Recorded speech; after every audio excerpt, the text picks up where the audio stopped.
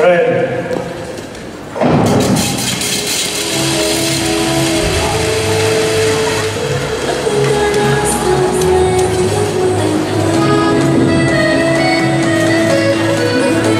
Das erste Finale im Rahmen dieser Europameisterschaft.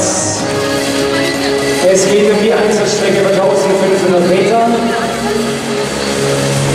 Die Gewinnerin darf sich zwar nicht Europameisterin nennen, offiziell vergibt die ISU die Europameistertitel ausschließlich über den Mehrkampf und in der Staffel, aber es gibt trotzdem eine Medaille für die Siegerin und die Platzierten.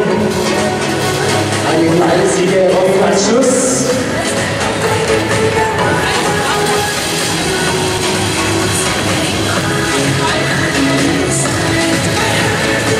Zweimal Niederlande, zweimal Ungarn, einmal Italien, einmal Großbritannien.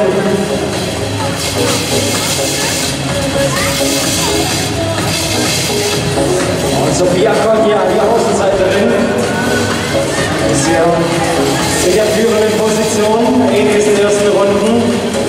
Und jetzt kommt Ariana Fontana nach vorne. Jetzt kommt Bewegung rein in diesen Lauf.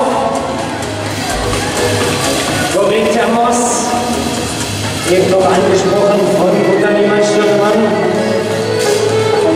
Ja, 1500 Meter im großen Oval, im 400 Meter Oval, der Einschnellläuferin verfolgt. 6 Runden noch, 6 laps to go. In der Nähe ist Corinne Termos from the Netherlands, second place. Top down in Heidel from Hungary.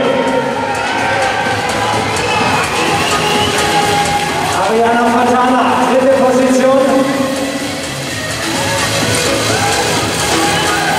Guter Auftakt auf jeden Fall für die Titelverteidigerin und die ganzen Favoritinnen wie hier Alice Christie auch.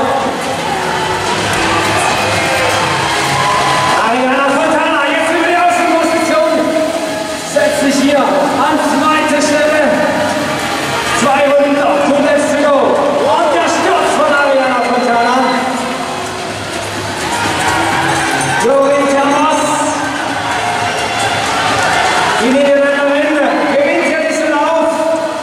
Und das ist Platz 1 für die Niederlande und Corinne Termos. Jana van Kerkhoff auf 2 und Bernadette